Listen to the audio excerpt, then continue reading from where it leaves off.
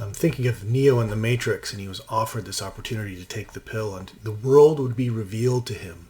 Well, if I came to you and I offered you a pill that would help you to see the world more clearly, to see reality more clearly, to know the truth, to bring understanding, we may use the word enlightenment. If I could give you a pill so that the propaganda and the lies that swirl around us, the constant propaganda from companies trying to sell us stuff, people wanting us to buy things, to behave a certain way. If I could give you a pill to sort of circumvent or to see through all of these things, would you want it? And how much would you be willing to pay for this truth pill? The real truth about reality, not the truth as others would have you believe it. A pill that essentially would give you freedom, complete freedom as a person to decide and make choices for yourself, as much as you're able, of course. None of us are perfectly free, but aren't most of us in many ways sort of held hostage to norms, ideas, or biases that we may not even know about? And wouldn't this pill be amazing? Well, forget even having a pill. I can offer you this, at least in part, for free.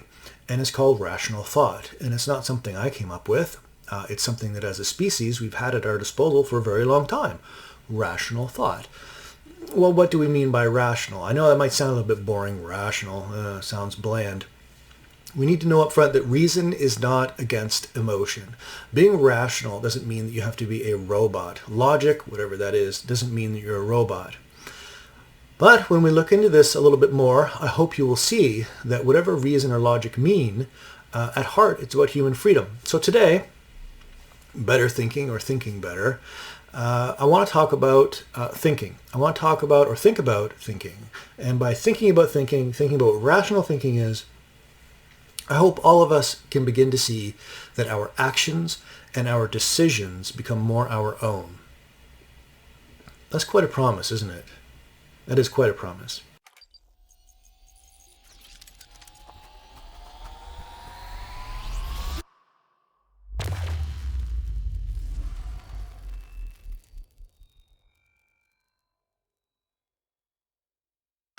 Today, when you look in the media, when you look out in the news, I don't know, maybe you're watching a local election. I'm watching an election right now in the news. What passes for argumentation, what passes for an argument, it seems to be kind of a tantrum most of the time, like children on the schoolyard. No, you're stupid. No, you're stupid. No, you're more stupider. And it just escalates. There's no real conversation. There's no real understanding being developed. It's just sort of hostility and contempt compounded upon hostility and contempt. Is this how adults, especially in powerful offices like senates or parliaments, is that how they should act?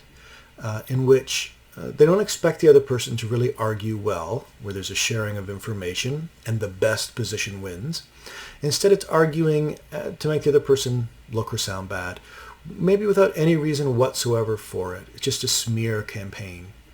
And is that the best kind of world? I will argue that, in fact, rational thought isn't just about human liberty, human freedom. It's about making a better society. Our own personal freedom, of course, is elevated the more rationally we can see the world. I'm not suggesting reason is the only way. It's just one tool at our disposal. But also as a society, it makes us better. And we'll be talking about that with vaccine hesitancy, COVID, lots of examples we'll get into. So yes, we don't have to look very far to see examples of the craziness around us. Little catchphrase for you. Thinking about human thinking makes our thinking better thinking. Thinking about human thinking makes our thinking better thinking. Okay, maybe wordier than it needs to be.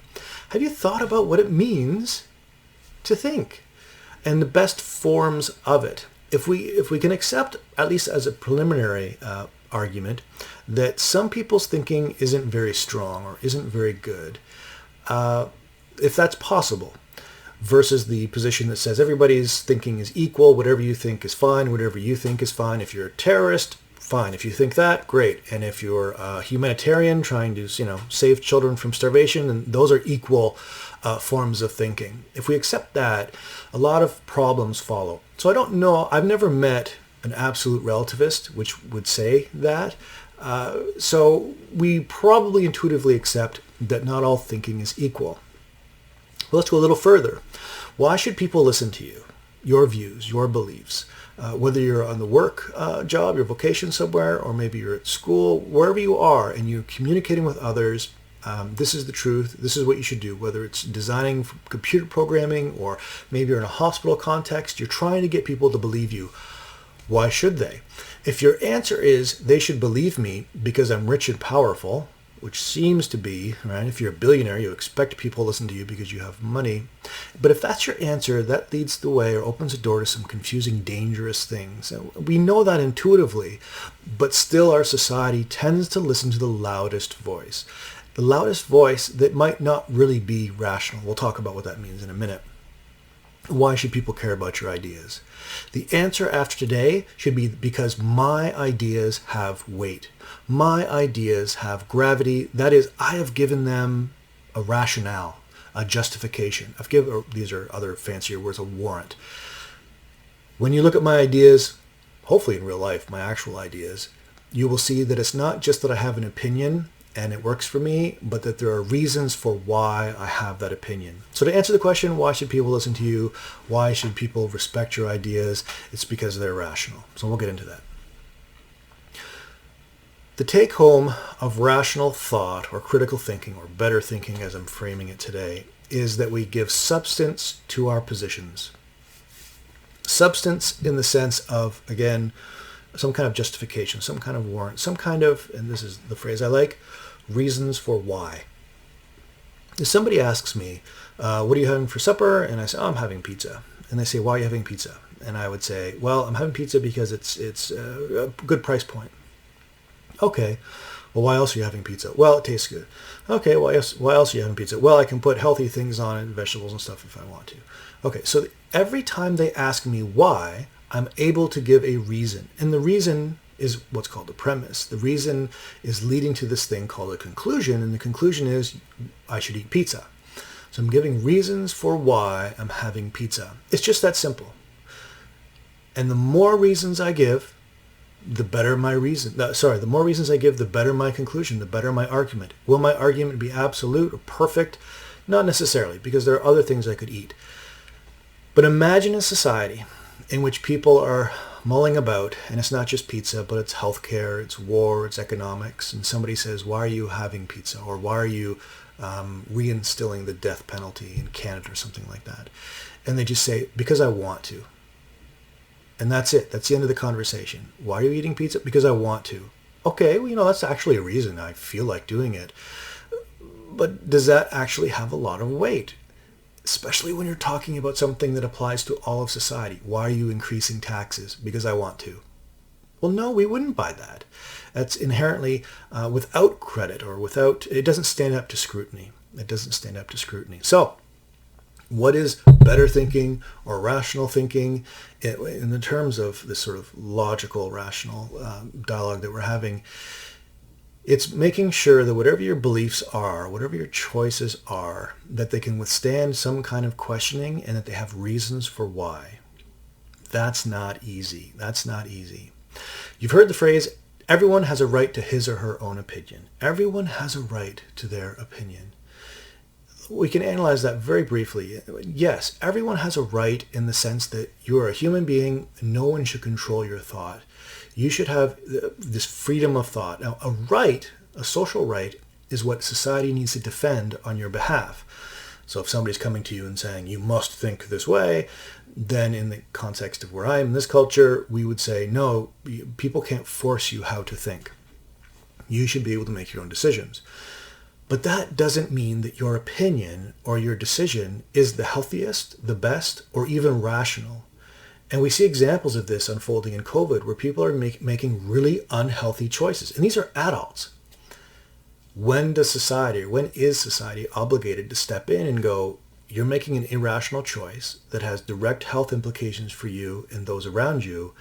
And while we want you to be free, your decision is actually harming others. So if you want to go off on a desert island and have your own opinion about whatever's going on, that's fine. But here we have a standard of reason or accountability to reason.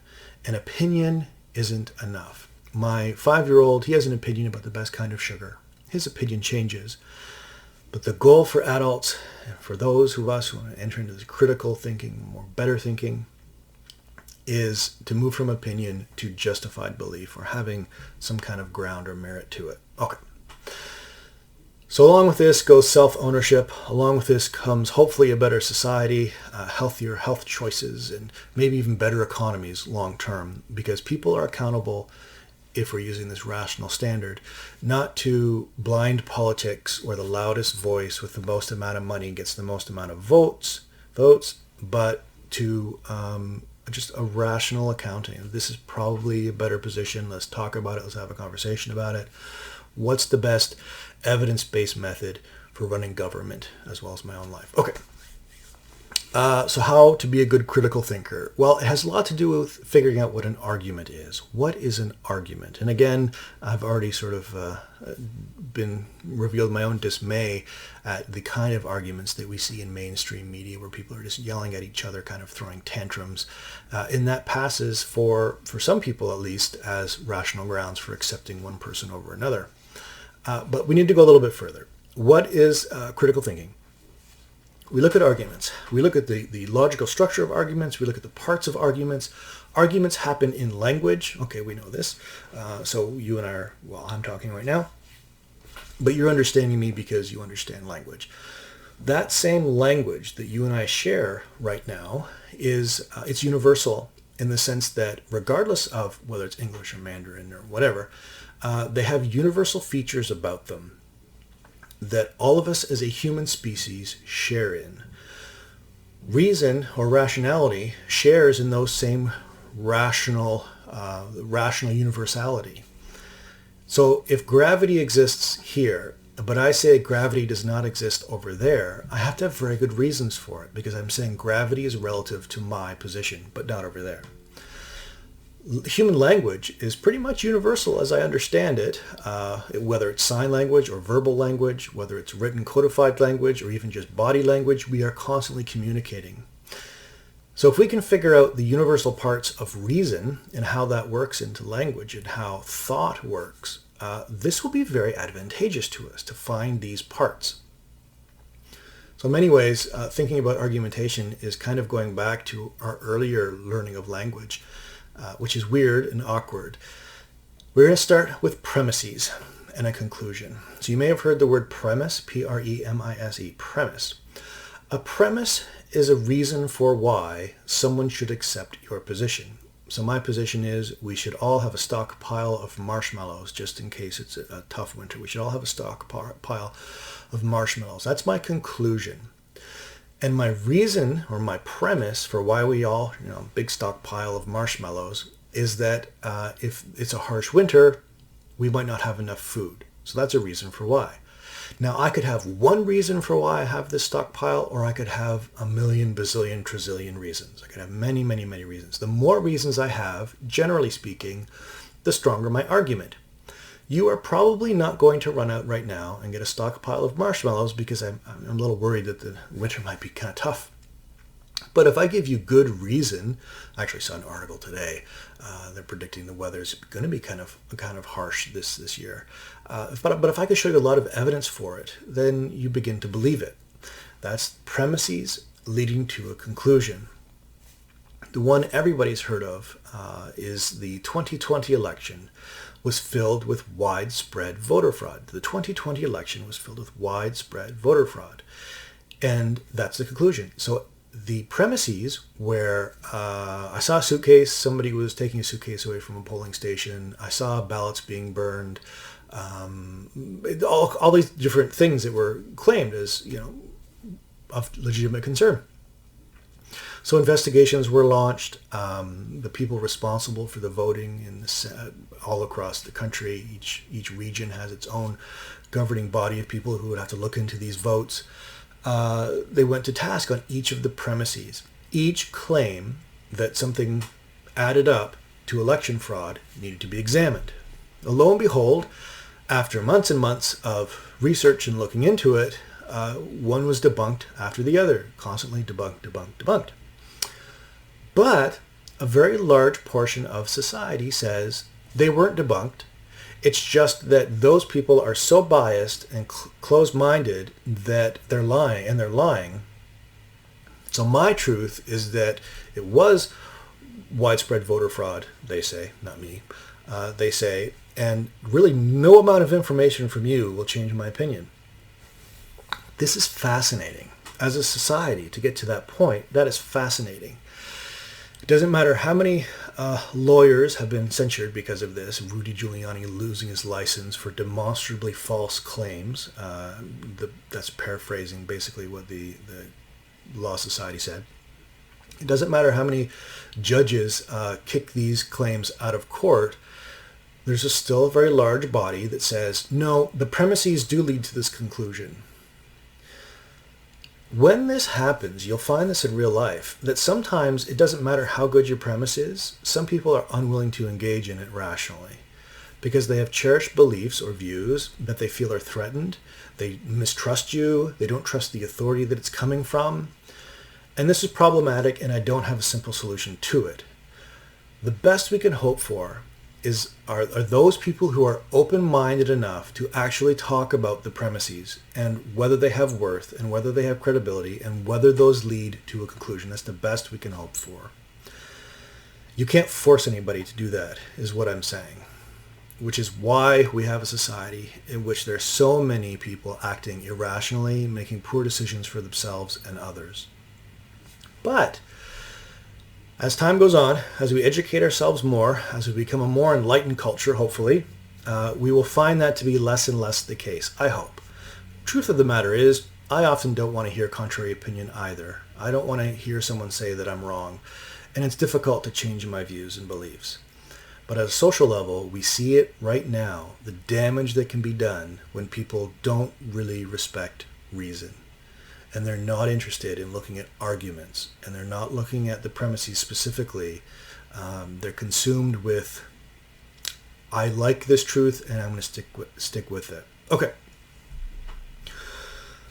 Again, the point of an argument is to rationally justify a conclusion. To justify a conclusion. Just take the word rationally out. Just say it's to justify a conclusion by giving reasons for why. Reasons why it's true. If you come across something that might look like a premise that's leading to a conclusion, but it really can't be right or wrong, it's a command. So somebody says, close the door. Or it's a question, can you pick up some ice cream after school? Or it's a statement of emotion. These things aren't really claims that can be right or wrong. In the simplest sense, an argument is possibly yes or no. Each premise, rather, that leads to an argument is a yes or no. And the more premises we have, they support the conclusion. So by virtue of the strength of the premises, we are led to believe something called the conclusion, whatever that may be. Voter fraud, or whether you should stockpile marshmallows, and so on and so on. So someone who's being rational, when we say, hey, you're being rational, what we mean is they're trying to give reasons. They're trying to give, they're not just saying this is my opinion and then they stop. They're not just saying do this or else I will send in the military. They're trying to give reasons. They're trying to share the mind with you, their mind with you, to find an agreement that helps you, as well as themselves, find a union of ideas that is most persuasive. This is a question of the quality of our beliefs, the quality. So again, we all have opinion, we all have beliefs, but how many of our beliefs or opinions are actually of significant quality? Right? So we could have all the beliefs, millions of them. I've never counted up all of my beliefs. I'm sure I have a lot of them. Quantity, so the number of beliefs, but that doesn't equal quality. So do you want to ensure that you have quality beliefs? Do you want to have a stronger sense of right from wrong? And again, it goes back to the earlier promise of being able to see the world more clearly. All of this plays into the question of reason. A claim is an assertion that something is or is not the case. Something is or is not true. Is or is false, true. It's not often obvious. In conversation, people talk so quickly that sometimes we just can't fact check them at that moment, right? We're having a conversation with somebody, it's really, can sometimes be random. We don't know where their premises are coming from. We probably have a general idea where their conclusion is. we as a society, as individuals, have to slow down.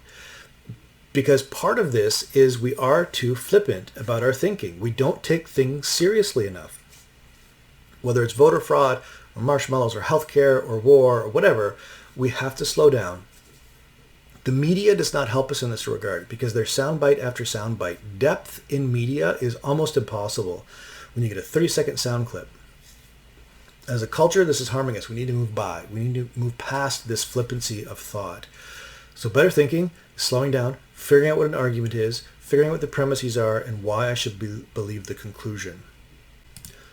All right, so I'm living my life, I'm doing my thing, going about my daily business, and I've committed to a life of trying to be a little bit more rational, to slow down, to formulate my beliefs, to elevate my own personal freedom. So how do I do that? Well, key to this entire conversation is determining an argument. When is someone actually making an argument versus, say, an explanation or a question, or they're just giving a statement of fact? An argument, so the questions you'd ask yourself, an argument is when someone is trying to convince you of something. So someone trying to convince me to act a certain way, to believe a certain thing. If they are, it's an argument. Even if they're asking you a question, it may be something like, why don't you recycle? But they say it in a way as if they're not a neutral observer. They're saying, why don't you recycle? Like they're telling you should recycle. They're almost hostile in asking that question because they want to convince you that you should be recycling. Is someone giving you reasons to believe something? Then it's an argument. By contrast, an explanation is a statement of fact. Right, here it is. This is the truth. Or an explanation is, as we know it in the vernacular or in common language, a way of just explaining to somebody how a process works. You're not trying to convince them that this process is right or wrong. I can maybe try to explain to you how crystals grow. So crystals grow, and we can look at pictures of the different phases of crystals growing. And I'm not trying to argue to prove to you that crystals grow. I'm just showing you. And it's a statement of fact. It's like a Wikipedia article. Arguments are more complex because we're asking people to make inferences, or we're asking them to make sort of leaps from believing our premises to believing our conclusion. Here's an example, popular example.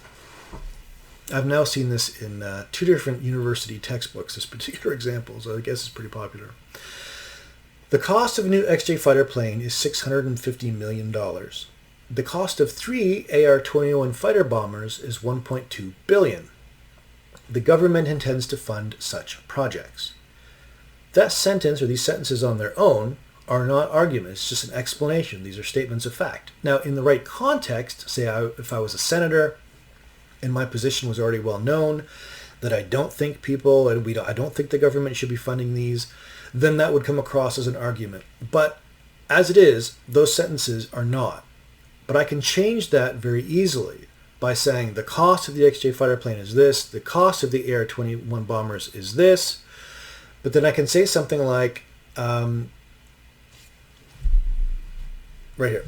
The Auditor General says that any weapon that costs more than $50 million apiece will actually impair our military readiness. And notice, I'm moving now from just a description. I'm also describing what the General Auditor says. I'm going to move now to something else. The cost of the new XJ fighter plane is $650 million, talked about. The cost of 3 air fighter bombers is $1.2 billion. We should never impair our military readiness. Therefore, the government should cancel these projects. Notice I've gone from a very simple statement of fact to we should never impair our military readiness. So, I'm trying to get everybody to believe we shouldn't put money into this. A statement of fact, how much things cost. A statement of fact, how much things cost combined with, and that makes our military readiness poor. Therefore, we shouldn't invest in it. So it's a simple distinction. I don't want to push that point too much. It's a simple distinction between explanation and argument. But over the years, many of my students, and as well as myself, it's not always clear. It's not always clear. So we go back to the question.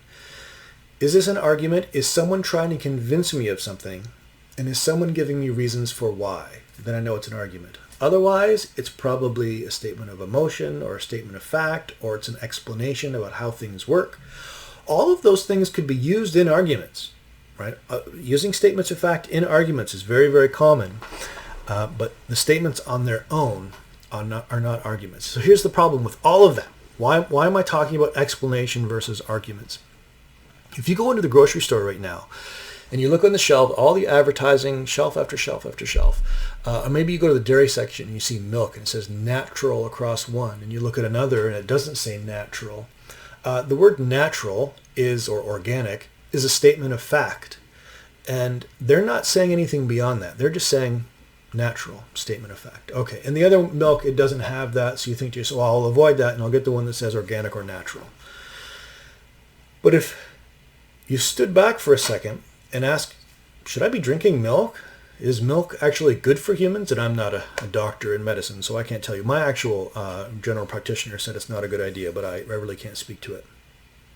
But it's that leap or that assumption that a statement of fact, therefore, is something meaningful or practical for me, and I should buy it because it's natural. But maybe humans shouldn't be drinking cow milk at all. That seems like a silly example, but we see a lot of those as we go through in culture and society. The assumption is, because this is a fact that's presented as if it's a good thing, that we will buy it or want it and think it's good, when that's not really an argument. They're not making an argument. They're making us secretly make our own argument that we should get it or buy it or have it. And maybe we shouldn't. Whereas if we slow down and we think about it and we ask, is this a good argument? Are there reasons to buy this milk? Do the premises lead to a conclusion? We might not buy it. Or we might. Again, I can't tell you a whole lot about milk. So why, in summary, should we think about these things? Why is thinking about thinking helpful? If I'm correct, even a little bit, about the nature of reason and its importance, then it will help us at an individual freedom level to make actions based on choices that are healthy, hopefully for us, better than just sort of blindly following whatever we're being told. At a cultural level, the impact could be profound because we will be basing on the best ideas. Our actions, our policies, our laws will be based on the best ideas, I hope, or certainly better ideas than just blind opinion for the sake of opinion.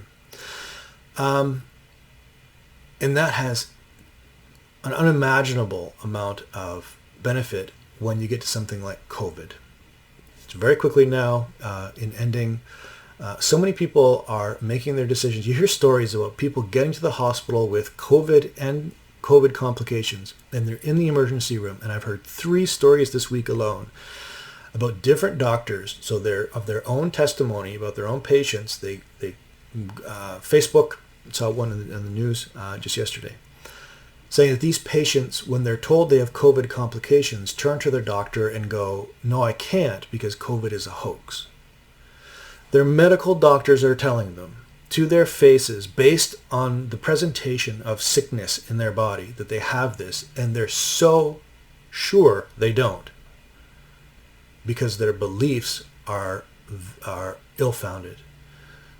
They didn't have the premises that led to a conclusion. They didn't have the best evidence. And it is for all of us, myself included, so hard to change our belief system. Even for some, apparently, when they're laying in the hospital bed, very sick. And you may have seen the same footage of another gentleman laying in his bed who died. And the last thing he said, as I understand it, was the last thing he said to the nurse was he didn't like being told what to do. So that's why he didn't get vaccinated. And it's heartbreaking.